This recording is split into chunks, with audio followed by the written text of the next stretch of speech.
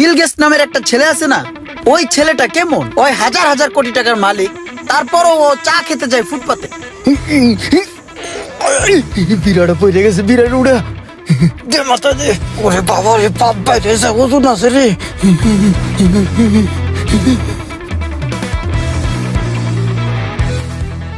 পাই বুড়াও, পাই বুড়াও, জোরে ধাক্কা দাও। হইছে হইছে হইছে হইছে। ও বাপ, এই জায়গা পিছ দিকে ও। আমি এই জায়গার সাধারণ একটা কর্মী হলেও আমার কাজগুলো সব অসাধারণ। সমস্ত কাজগুলো আমারই দেখতে হয়।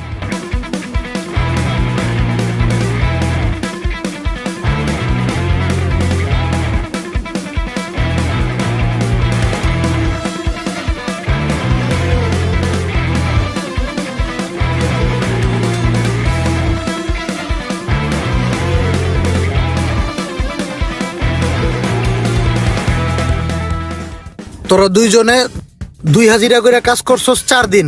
তোমাদের 4 হাজিরা হইছে, এক একজনের হাজিরা 300 টাকা করে। 3 4 1200, এই নেও 1200। দুজনে ভাগ করে নিয়ে যাও। আগামীকালকে ডিউটিতে আইসা পড়ো। জি স্যার। ঠিক আছে, আসসালামু আলাইকুম। ওয়ালাইকুম আসসালাম। এই ইমরান ভাই, 2 দিন কাজ করছি 600 টাকা, টাকাটি আমাদের দেন। আর বেটা আমি আওলাদ নিলাম না টেয়াডি। কি কোন ভাই, জুল করে কি কোনো হাওলাত হয়? আপনি তো আমাকে কিছু না করে টাকা লয়ে লইছেন। আর ভাই টেয়াড আমার লাগবো, এর লিগে আমি নিছি। আওলাদ নিছি, পরে দিয়ে দিমু। গুরুত্বপূর্ণ এক জায়গায় যাইতে হবে, বুঝোস না?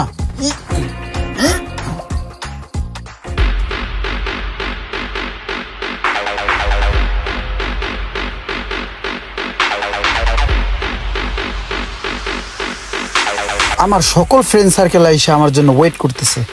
আরে এটা কি? কিরে তুই কই যাস? কে তোর লগে যাই? আমার লগে যাস মানে? তোর এই থোবরা দেখলে, তোর এই চেহারা দেখলে বেটা আমারও তো ঢুকতে দিব না, আমারও বের করে দিব। সর তুই। আইছে আমার থেকে 300 টাকা হাওলাত নেই, হ্যাঁ জমিতে হাত বইছে। তোর কাছে কোন 300 টাকা আওলাদ নিছি দেখে কি তোরা কোলে করে ঘুরমু? যা যায় রান্না করে চিপা চাপায় যায় বয়ে থাক, যা সর। ধর বেটা, এটা কোনো কথা কইলি? My friend circle waiting for me. Hey hello Roman ভাই, কি অবস্থা? এই তো, কি অবস্থা? ভালো আছো? আরে মামুন ভাই যে, কি অবস্থা? হ্যাঁ, ভালো আছো? আরে শোক ভাই, কি অবস্থা? হ্যাঁ ইমরান, ভালো আছো? তোমার জন্য ওয়েট করতেছিলাম, বসো। হ্যাঁ হ্যাঁ শিওর। নাও চিকেন না। হ্যাঁ হ্যাঁ থ্যাঙ্কস।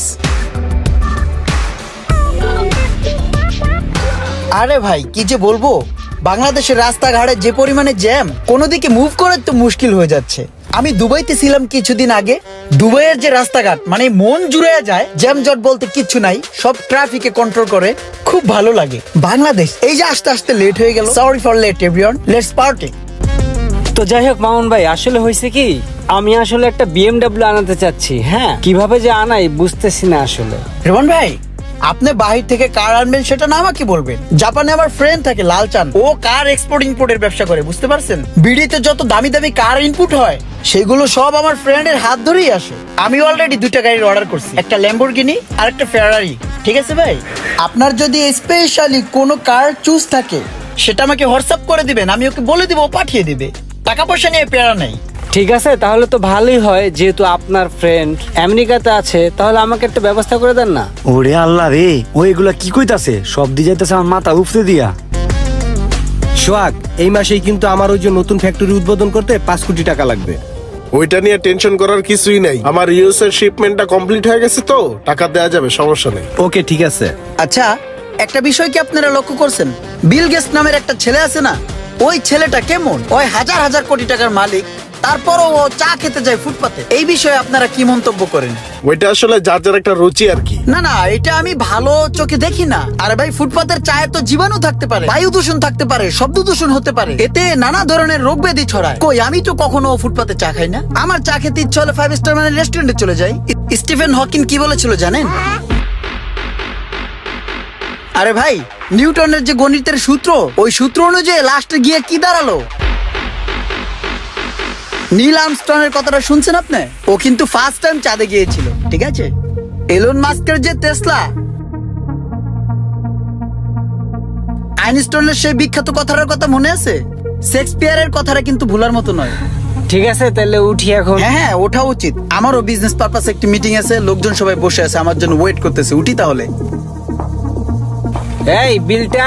ভাইয়া বিলটা আমি দিচ্ছি, নো প্রবলেম ভাইয়া, please. Thank you so much ভাইয়া। ঠিক আছে ভাই, আসি। হ্যাঁ হ্যাঁ, সি ইউ নেক্সট টাইম। ওই বেটা ইমরান কিরে কি করলি এগুলা নিজের কাছে বিল এলি এমন টাকা দিবি করতে নেই।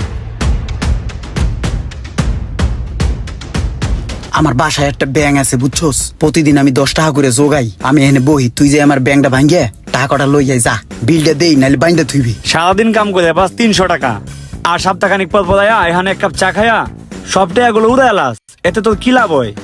লাভ হয় বেড়া, লাভ না হইলে কি আমি এই জায়গায় আহি বেড়া? এই যে বড় লোকে আইয়া ঘন্টার পর ঘন্টা একটু চা খায়, একটু বইয়ে থাকে, একটু কথা কয়, এই কথা গুনাই আমি হুনি যে এত টাকা দিয়ে চা খাইয়া হেরা কি কথা বাতি কয়। এই যে দেহস না আমি যে সড়ং সড়ং কথা কই, এগুলো আমি হিকছি কোথায় গুন ডাইনে বামে কান পাইতে হিকছি। আর এই যে বন্ধু বান্ধব জোগাইছি দেখছো, সব রিচ পিপল, সবাই বড় লোক বুঝছোস।